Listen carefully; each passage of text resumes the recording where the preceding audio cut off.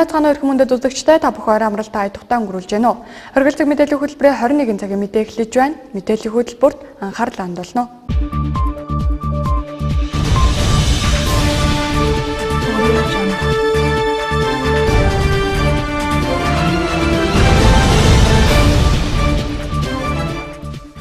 Орхон аймгийн иргэдийн төлөөлөгчдийн хурлын тэргүүлэгчдийн хуралдаа өнөөдөр боллоо. За энэхүү хуралдаанаар хог хаягдлын менежментийг сайжруулах Орхон аймгийн дэд хөтөлбөрийг баталлаа. Энэхүү хөтөлбөр нь 2018-аас 2021 он хүртэл хэрэгжих бөгөөд ойролцоогоор 25 тэрбум төгрөгийн санхүүжилт шаардлагатай. Хог хаягдлын менежментийг сайжруулах Орхон аймгийн дэд хөтөлбөрийг өнөөдөр аймгийн иргэдийн төлөөлөгчдийн хурлын тэргүүлэгчдийн хуралдаанаар баталлаа. Орхон аймагт ахуйн болон үйлдвэрийн хог хаягдлын хэмжээ жилээр туусан үүсч за үүнийгээ дагаад хогийн цэг өргөнцөөр байгаа. Өнөөдрийн байдлаар Орхон аймгийн хогийн цэгийн 83.3 га талбайд байдаг бөгөөд 5 сая шоо метр куб хог байгаа. Өдөртөө 22 машинаар 840 метр куб хог хогийн цэг рүү зөөвөрлөгдөг. Баяндар сумаас 123 мянга, Жаргалан сумаас 4,000 метр куб ахуйн болон үйлдвэрийн хог хаягдал жилдээ ялгарч байгаа. Үүнээс 70,000 гэр хороолоос ол 30,000 орон сууцнаас 15,000 метр куб нь аж ахуйн нэгж байгууллагаас 4,000 метр куб нь эзэнгүй дүүргийн гуу жалганд хуримтлагддаг байна. Ялгарч байгаа хог хаягдлын 41%-ийг цаас, 12%-ийг ялгарууд, 12%-ийг шил, 6%-ийг хуванцар, 6%-ийг малын яс эзлэж байгаа нь дахин боловсруулж болох хог хаягдал байгаа юм. Тиймээс өнөөдөр хог хаягдлын менежментийг сайжруулах хөтөлбөрийн төслийг аймгийн иргэдийн төлөөлөгчдийн хурлын тэргүүлэгчдийн хуралдаанаар хэлэлцэж байна. Тэргүүлэгчдийн зүгээс эзэнгүй хэсгийн хог хаягдлыг хэрхэн бууруулах, иргэд олон нийтийн хандлагыг хэрхэн өөрчилж хог хаягдлыг ангилан ялгах сэдвүүг бий болгох болон ялгсан хог хаягдлаа ямар аргаар дахин боловсруулах зэргийг тодруулж байна. Орхон аймгийн эсрэг дарганд хамгийн газар хотогчуулах газар одоо энэ хог хаягдлын сайжруулалт дэд хөтөлбөр боловсруулсан ажлын хэсгийн бүгд суугаад олон улсын хэмжээний төсөл хөтөлбөрийг бичлээ. За төсөл бол одоо бараг худалдаа авах ажиллагааны газар дээр бол одоо зарлагдах хэмжээний бэлтгэл ажлыг хангасан. Энэ төсөл дээр юу байгаа вэ гэхээр хөтөлбөр дагаж одоо хэрэгжиж байгаа төсөл гэж ойлгоорой. Хөтөлбөр төслөөр өөрөөсөө тусдаа бол хоёр тусдаа асуудал.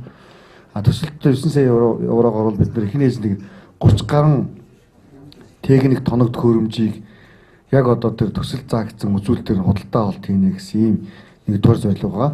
Хоёрдугаарт нь бол энэ хог хаягдлын менежментийг сайжруулах дэд хөтөлбөр төр байгаа. Саяны тэр хотогчуулах газрын 1978 оноос хойш одоо булшилж, нуруулдаж, ламтвэл хийсэн хог хаягдлыг одоо бас дизель төс гаргадаг, заа мөн цаас боловсруулдаг ийм үйлдвэрүүдийг бол одоо тэр хөрөнгө оруулалтын төслийн хөрөнгө оруулалт бол байрна гэж ингэж үзэж байгаа.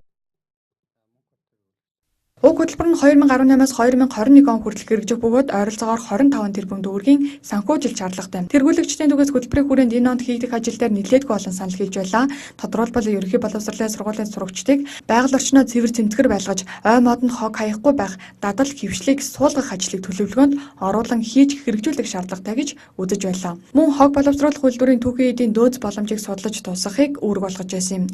Ингээд аймгийн иргэдийн төлөөлөгчдийн хурлын тэргүүлэгчдийн хуралдаанаар энэхүү хог менежментийг сайжруулах дэд хөтөлбөрийг баталлаа.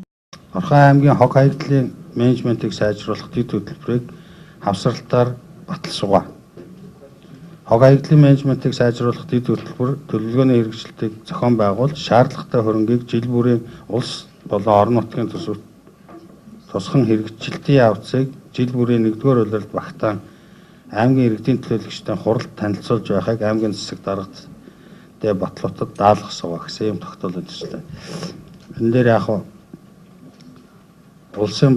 улс орон нутгийн төсөв хөтөлбөр гэдэг нэмж оруулаад олон улсын хөтөлбөрийн асуудал байна шүү дээ. За ийм тогтоолын төсөл байна. Тогтоолын төсөлтэй холбоотой асуулт санал байна уу? За байхгүй бол тогтоолоо батлая гэсэн саналтай. За баярлалаа. Ингээд хөтөлбөр батлагдав. Хөтөлбөр батлагдсан бөгөөд хөтөлбөрийн хүрээнд хийгдэх ажлын төлөвлөгөөнд тэргүүлэгчдийн гаргасан саналыг засаг дарга тусгаж оруулах хэрэгтэйг сануулж байна. За төлөвлөгөөний биелэтийг аймгийн засаг дарга тэргүүлэгчдийн хуралдаанд танилцуулж байх үүрэгтэй юм.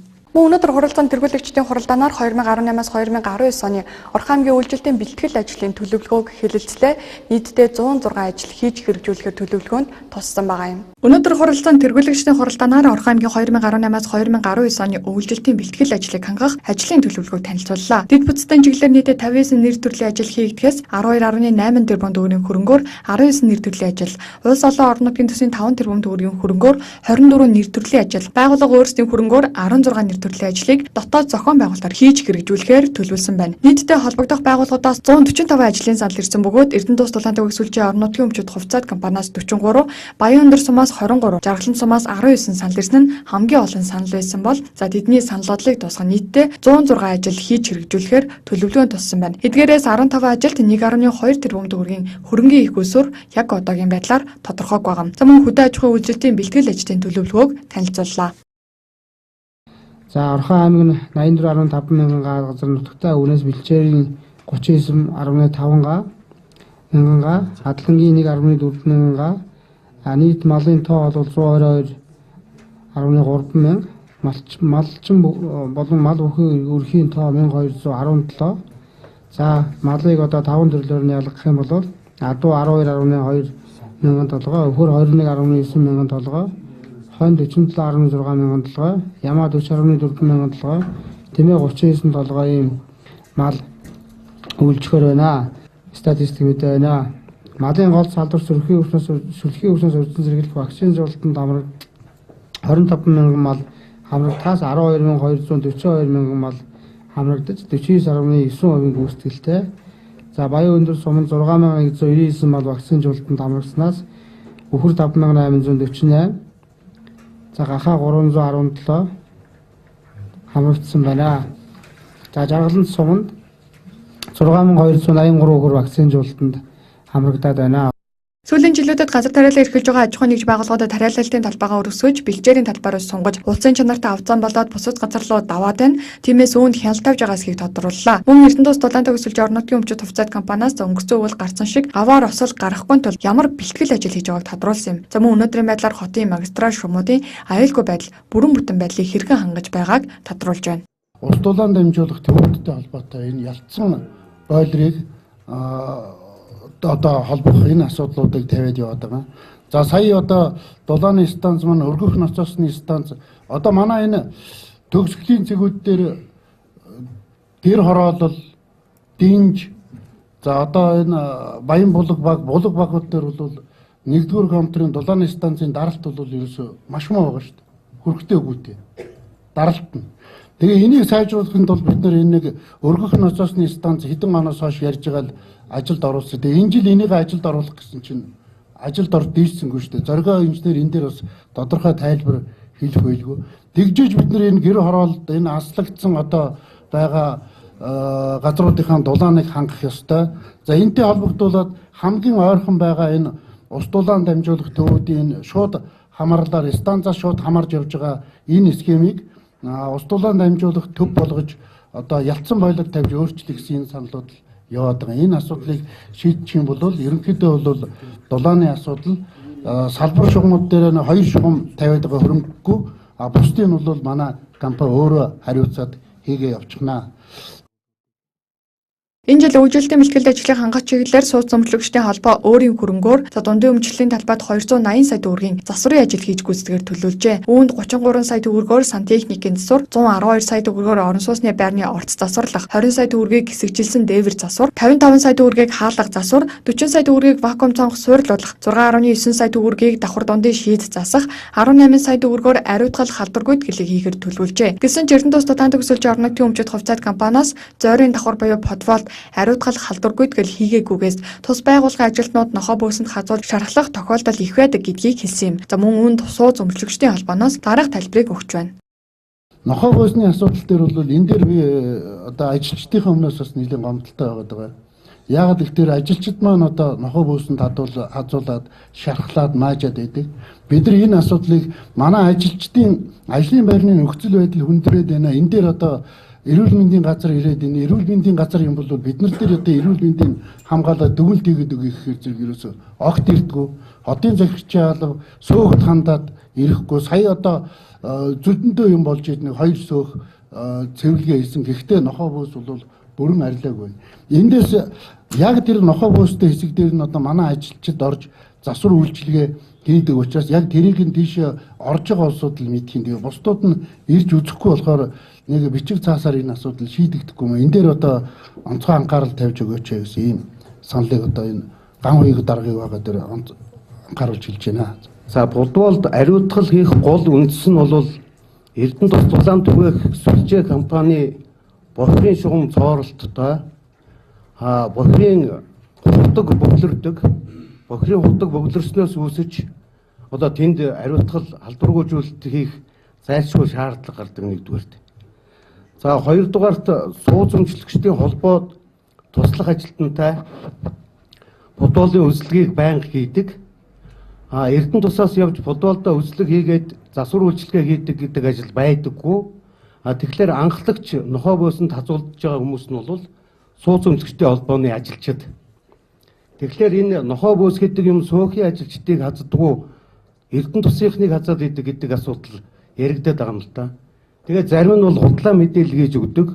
Өнгөрсөн хугацаанд аймгийн засаг даргын нэр дээр явуулсан албан тоотын дагуу бид мөрөөр шалгалт хийж үзэхэд 6 дугаар хорооллын бүх сөөхүүд ариутгалаа хийгдсэн. Ариутгал хийгдээгүй нохоо бөөстэй гэдгийг баталж гарын үсэг зурсан инженер нь би тийм асуудлыг мэдэхгүй байна гэсэн хариулт өгч байгаа. Эндээс үзэхэд ер нь энэ инженерийн шугам ашиглаад ус тулааныг иргэдэд хүргээд тэндээс мөнгө төгрөгийг аваад явж байгаа энэ байгууллага ерөөсөө л ченжийн үүрэг гүйцэтгэж нэгдүгээрт сууц өмсгтэй холбоод боолын үүрэг гүйцэтгэдэг ийм л ажил болчиход байгаа. Зөөрөн давхрын ариутгал халдваргүй төгөлтэй холбоотойгоор өмчлөгч болоод ашиглагч талууд харилцаа адилгүй байр суурьтай байсан юм. Ингээд тэргүүлэгчдийн хуралдаанаар 2018-аас 2019 оны Орхон аймгийн үйлчлэлтийн бэлтгэл ажлын төлөвлөгөөг 106 нэр төрлийн ажилтаагаар баталлаа.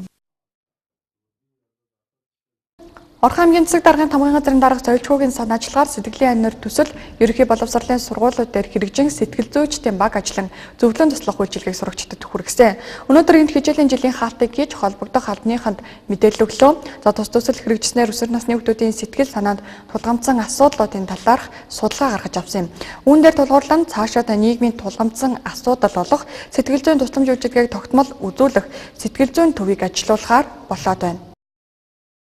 Тодорхойлбол Орхон аймгийн засаг даргын тамгын газрын дарга соёлчгүйгийн санаачлагаар 8-аас 12 дугаар ангийн сурагчдад сэтгэл зүйн боловсрол зөвлөгөө олгох зорилгоор 2017-оос 2018 оны хичээлийн жилд сэтгэлийн анир төсөл хэрэгжиж эхэлсэн. Үүний хүрээнд сэтгэл зүйч, гэр бүл судлаач, хүүхдийн сэтгэл зүйч, сэтгэц наркологийн эмчийн бүрэлдэхүүнтэй баг, төрийн эмчийн 16, хувийн 3, мэргэжил сургалт үйлдвэрлэлийн 2 төвийн 8-аас 12 дугаар ангийн 5000 орчим сурагчдад сэтгэл зүйн үн төлбөргүй зөвлөгөө мэдээлэл өгсөн байна. Мөн сэтгэл зүйн боловсрол олгох сургалт өсвөр насны сурагчдын стрессийн төвшин, сэтгэл готрол, гэр бүлийн харилцааны сэтгэл ханамжийг илрүүлэх судалгааг авсан юм. Судалгаанд 4797 сурагч хамрагджээ. Судалгааны дүн хараахан гараагүй. Харин сэтгэл зүйчдийн баг сурагчдтай уулзахад дээлийнх нь гэр бүлийн харилцаа, үе тэнгийнхэнтэйгээ харилцах, үе тэнгийнхний дарамт гадуурхал, ганцаардлын асуудлаар зөвлөгөө авсан байна.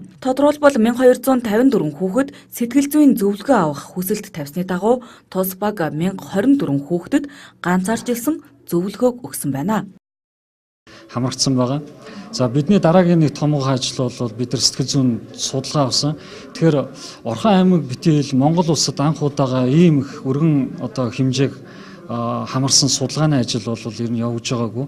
Тэгэхээр энэ бол Орхон аймагта төдийгүй Монголд бол анхдагч юм одоо ажил болсон. За энд бид нар бол зан төлөвийн онцлогийг тодорхойлох, мөн одоо стрессийн төвшинг тодорхойлох, сэтгэл гутралыг тодорхойлох, мөн одоо бэрхшээлийг даван туулах хандлагыг тодорхойлох ийм чиглэлээр бол судалгаа авсан байгаа. Нийтдээ 4800 орчим сурагчдаас ийм судалгаа аваад одоо SPSS програмд оруулаад үндсэндээ бол үр дүн тайлан бол гаргахад бэлэн болоод ингээд боловсруулалтын шатанд бол явж байгаа. Яг ийм стандартын шаардлага хангасан сэтгэл зүйн зөвлөгөө өгөх төв бол хараахан бас нэгдэггүй байна. За энд бол нэлээд их хөрөнгө мөнгө бас хүмүүсийн сэтгэл бас нэлээд хэрэгтэй байдаг. За тэгэхээр энд бол өсвөр насны сурагчид үн төлбөргүйгээр мэрэгжлийн сэтгэл зүйчээс хизээ өссөн цагта сэтгэл зүйн зөвлөгөө авч болно. Түүнээс гадна энд бүлгээр ирж одоо бид нар бүлгийн сэтгэл заслыг бас явуулна. Өсвөр насны хүүхдүүд маань ерөөсөө л эцгүүрч гисэн байгаад байгаа. Энэ нь одоо маш тулгамдж байгаа асуудал байгаа. Эцэг их маань сонсож өгдөггүй. Тэдний юу бодож байгаа, юу мэдэрч байгаа гэдгийг бас мэдэхгүй байгаа нь энэ өөрөө маш том асуудал болж байгаа. Бид нэр нүдэ нэгээд аян өрнжин энэ яагаад хүчирхийлэл өөрөө далд хэлбэрт байгаад байгаа юм бэ гэхээр хүүхдэд баас нөгөө мэдрэмжээ илэрхийлэх тэр зуршил дадал хөвшлийг эцэг их өөрсдөө бий болгож өгөөгүй тийм зан үнэлж сургаагүйгээс болоод хүүхдэд маань хүчирхийлэл төрөө тэрийг нуугаас сурчсан асуудлаа дотгошоогоо хадгалаас сурчсан ийм асуудалтай хүүхдүүд бол маш ихээр орж ирсэн. Өсвөр насныхны сэтгэл зүйд тулгамдж буй асуудлын шалтгаан нь гэр бүлийн харилцаа, гэр бүл салалт, архитэлт, хүчирхийлэлтэй холбоотой байсан юм а. Хүүхдүүд тулгамдж буй асуудлаа хэрхэн шийдвэрлэх талаар тодруулахад 5373% нь яаж шийдвэрлэхээ мэддэггүй гэж хариулсан байна. За энэ нь хүүхдүүдэд сэтгэл зүйн боловсролыг зайлшгүй олгох хэрэгтэй гэсэн дүгнэлтэнд хүргэсэн юм а. Иймд орон нутаг энэ хэрэгцээ шаардлагыг харж өнөөдөр сэтгэл зүйн зөвлөгөө өгөх төвийг байгуулж байгаа нь сайшаалта гэж төслийн баг хамт олон онцолж байлаа. Сэтгэл зүйн зөвлөгөө өгөх төв нь нийгмийн эрүүл мэндийн төвд байрлал, ганцаарчилсан болон бүлгийн сэтгэл зүйн зөвлөгөө өгөх, засал хийх 3 өрөөтэй. Үүнд төслийн багийнхан тусгай хуваараар ажиллана. За өсвөр насны хүүхдүүд үн төлбөргүй үйлчлүүлэх юм а. Хүүхэд нь аав ээжийнхээ амьдралыг зохицуулах гад аав ээж гэр орондоо байгаа тэр сайн муу зүйлийг бас сайн болгох гээд ингээд сэтгэл зүйчтэй уулзаж болж штэ. Та хэд нь одоо нэг бас анхаарал гэж хэлж байна. Тэгэхээр Орхон аймаг бол өөрөө 100 гаруй хүн 30 мянган өрх айл амьдарч байна. Энэ айл өрхүүдэд аз жаргалтай байлгах, сэтгэлийн амар авлан байлгах талаас нь одоо хүүхэд наснаас ерөнхий боловсрол сургууль байхаас зөвлөд ийм боловсрол олох нь бол бид бол ирээдүйд маш том одоо мөнгөөр хэмжиж болохгүйгээр хөрөнгө оруулалт хийж байгаа юм шиг бодож байна. Цаашдаа бол энэ сэтгэлийн төслөө ямар боломж төслөө бүгдийн одоо хууль төрөнд тэмдээд явах. 7 сар 8 сар шиг ажиллаад аймаг орон нутгийн төсөв аливаа нэг хувь албан байгууллага хинээс ч бид 100 төгрөгч нэгсэнгүй. Өнөөдөр хүртэл би баяртай. Яагаад гэвэл эдгээр хүмүүс л мэрэгчлэрээ бахархах дуртай түүндээ аз жаргалтай байдаг юм хүмүүс юм байна гэж би сэтгэлийн амьдралын төслийг зориуд онцолж бас баярлалаа гэж хэлмээр. Дашрамд дуртахад аав ээжийнхээ таарамжгүй харьцаанаас болж сэтгэл готролд орох, цаашлаад амиа хорлох, оролдох хийж байсан хүүхдүүдэд дээрх төслийн багийнхан ганцаарчилсан зөвлөгөө өгсөний үр дүнд сэтгэл зүйн тогтворгүй үедээ мэрэгжлийн байгууллага сэтгэл зүйчид хандаж сурах хэрэгтэй гэсэн ойлголтыг өгч чадсан юм а. Эх жил сэтгэлийн айнар төслийн хамрах хүрээ үйл ажиллагаагаа илүү өргөжүүлэхээр төлөвлөд байгаа юм а. Аймгийн иргэдийн төлөөлөгчтэй хурлын байгууллагаас хороодын системд орж хороодоор дамжуулан иргэдээ хүрч ажиллаж эхэлсэн. Энэ хүрээнд баг тус бүр дээр төлөөлөгчийн өдрийг зохион байгуулж байна. За өнөөдөр их залуу багт өдөрлөг болж байна. Их залуу багийнхны маань хамт бол зам арга асуудал харьцангуй шийдэгдлээ. За гэсэн хэдий ч бас цэглэгааны хүчтэй унах. За орцгууд алсд байгаа энэ асуудлууд байсаар байгаа. Тэгтээ бид нар үе шаттайгаар хийгээд явж байгаа шүү. гэж хэлэх байна. Ингээд төлөөлөгчийн нэг өдөр их залуу багт үргэлжилж байна. Тус багт Эрдэнэт булган цахилгаан түгээх сүлжээ төрийн өмчит компани мөн бусад төрийн үйлчилгээний газрууд үйл ажиллагаагаа иргэдэд ойртуулан хүргэж байсан юм а. Төлөөлөгчдийн хувьд тухайн багийн иргэдийн санал хүсэлд толгомцсон асуудлыг шийдвэрлэх тал дээр түлхүү анхаарч иргэдтэй ганцаарчилсан уулзалтыг хийж байлаа. За их залуу баг нь 51 годомж бүхий гэр хороололтой тэдний толгомцсон асуудал нь годомж хоорондох замын асуудал байдаг. За тэгвэл өнөөдрийн байдлаар 20 гаруй замыг сайжруулсан зам болгож засварлсан. За энэ онд Польшийн хөрөнгө оруулалтаар 9 годомжны замыг засварлах гинэ. Мөн газар нутгийн хувьд хотын хонхор хэсэгт оршдог учраас усан давтах эрсдэлтэй байдаг. Тиймээс сувг шуудууг цэвэрлэх, шинээр барьж байгуулах ажлыг хийхээр энэ онд төлөвлөсөн гинэ. Та бүхэн мэдсэн байхаа аймгийн иргэдийн хамгийн түрүүнд ихэнд эрмэлэгдсэн одоо гудамжны хайргажуулах ажил байгаа. Манай нэг салаа бол манай одоо Орхон аймгийн бол тогоо гэсэн үг. Тогооны одоо тогоогоор яроолно гэсэн үг. Хамаг ус манай баг дээр шингэдэг. Ус зайлуулах одоо манай сувг хоолой маань битүүрсэн, бөглөрсөн, зарим нь бас сайн одоо тэр усаа зайлуулж чаддаггүй юм асуудлууд байдаг. Энэ болгоноогоо яриад энэ жилийн хувьд болохоор манай Орхон аймгийн төсвөөр одоо 2 гудамжийг жилд бол 2 гудамж явдаг.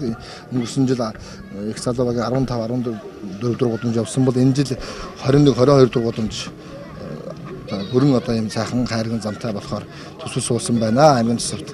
За бас дээр нэмээд хэлэхэд 2 одоо автомашины гүүр байж байна. Мархаар одоо төсөв суусан байгаа.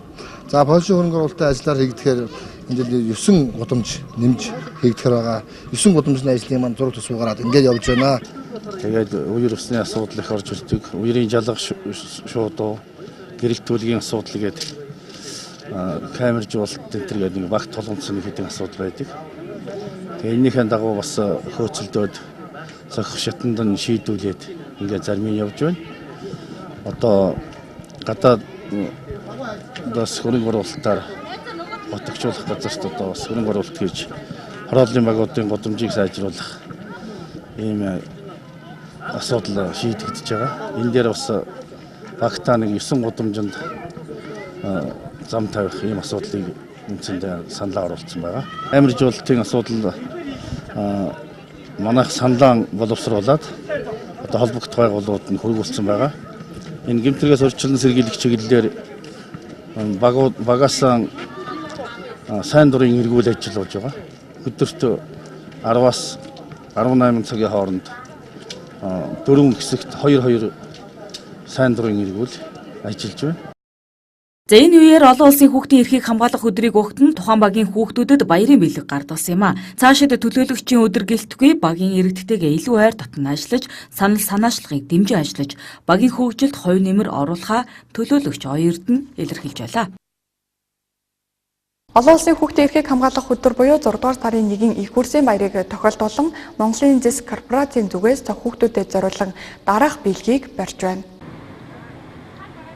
Зэс корпорацаас явж байгаамаа. Тэгээд 2018 оны хүүхдийн баяраа тохиолдуулаад энэрл төөгөө хүүхдүүдэд зориулаад мөн Эрдэнэ хотын хүүхд багцуудад зориулаад ахснаар нь Оросын үлгэр гэдэг хүүхдийн театр болон хотод тоглож байгаа Поророгийн төрсөн өдөр хүүхдийн жүжиг Эрдэнэ хотод авчирч тоглуулж байгаа.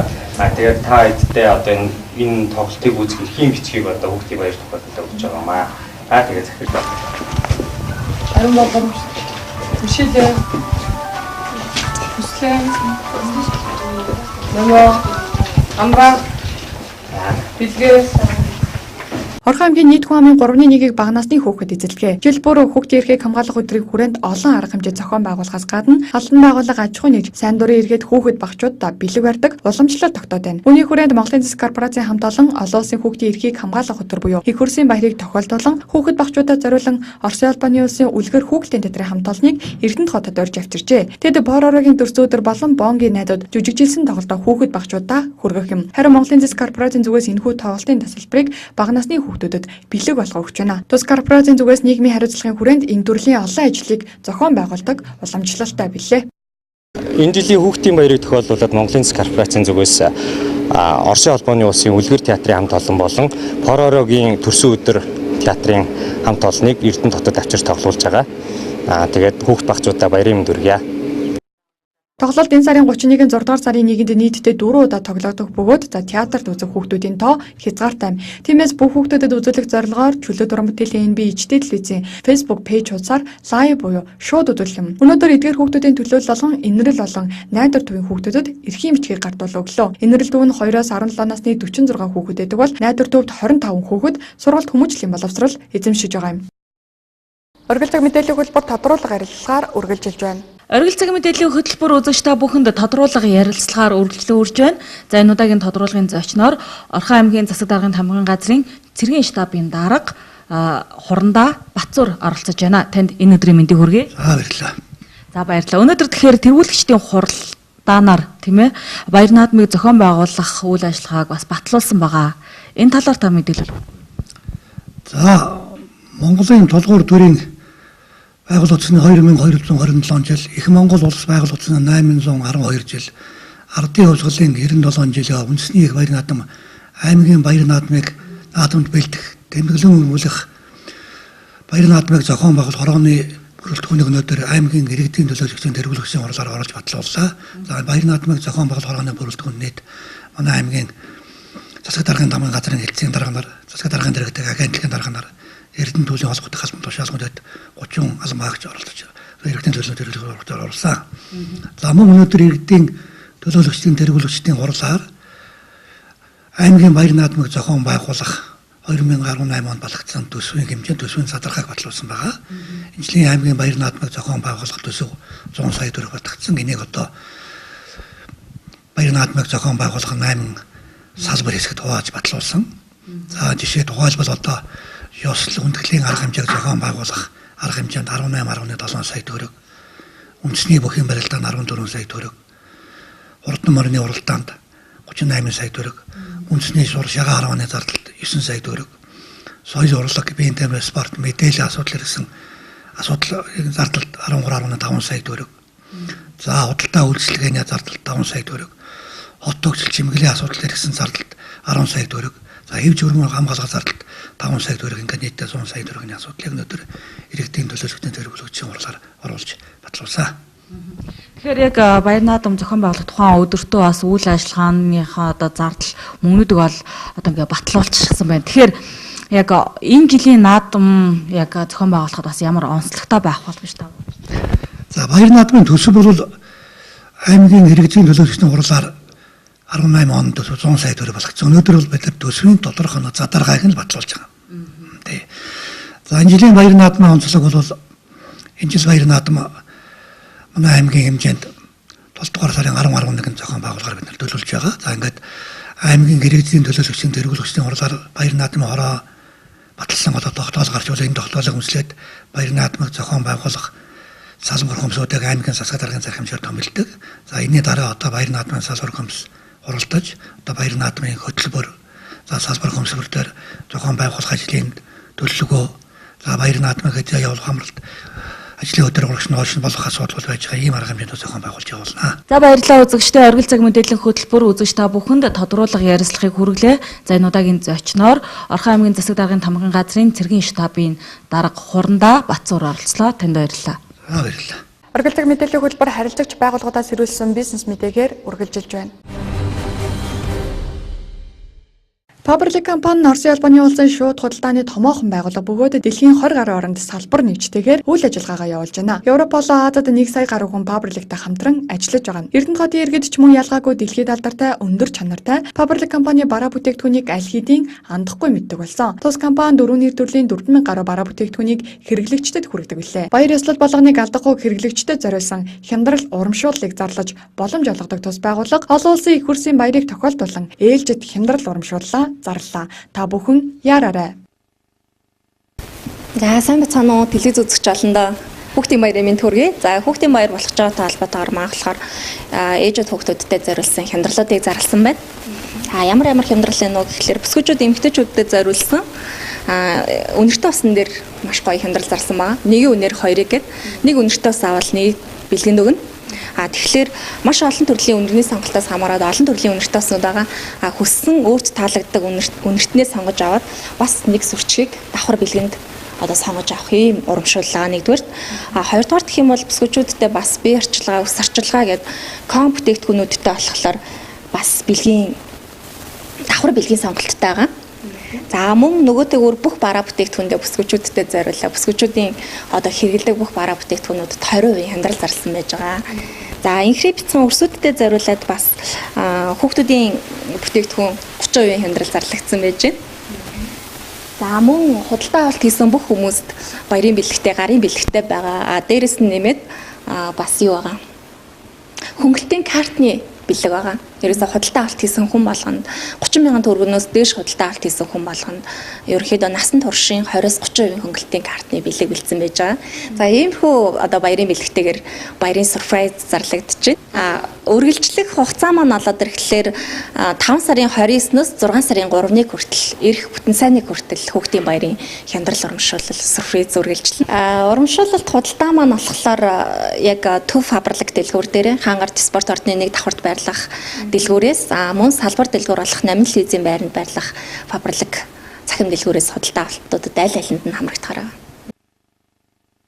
Уран дулаан хаврын уйлралд ирж сэтгэл санаа таатай байгаа хэдиж цаг агаарын байдлаас шалтгаалan таны арьс хуурайшиж гоо сайхнаа хадгалахад хүндрэлтэй байна уу? Тэгвэл танд паблик компанийн гүн чигшил өгөх гоо сайхны бүтээгдэхүүнийг зөвлөж байна. Арьс арчилгаа гүн цэвэрлэгээний багц.com бүтээгдэхүүнээс гадна крем, пудр, уруулын будаг гэд бүгд гүн чигшил өгч хаврын хуурайшилтаас таны арьсыг хамгаална гэд боддоо. Эдгээр бараа бүтээгдэхүүн их үрсийн баярыг тохиолдуулаад бүгд 6 сарын 3 хүртэл 20% хямдарсан гэдгийг дуулгахад таатай байна. Мөн 5 дугаар сарын 31-ний өдрийн 12-оос 14 цагийн бүсгүйчүүдийн цаг удирдлагаар мэрэгжлийн мейкап артист Сайко арьс арчилгаа нүүр будалтын хөтөлбөргүй зөвлөгөөг бүсгүйчүүд та бүхэндээ хүргэнэ. Энэ үеэр та бүхэн үнэгүй зөвлөгөө авахаас гадна паблик брендийн гоо сайхны бүтээгдэхүүнийг туршиж үзэж чанарыг нь мэдэрч болно. Ер нь та бүхэн хидийд ч очсон өөртөө арьсанд ямар бүтээгдэхүүн тохирохоо тестэрлэж үзээд худалдаж авах боломжтой гэдэг юм. Хаягийг дуулгая. Хангард ордны нэг давхар паблик нэрийн барааны дэлгүүр, Намын телевизийн дэрэгдэх Герман барааны дэлгүүр.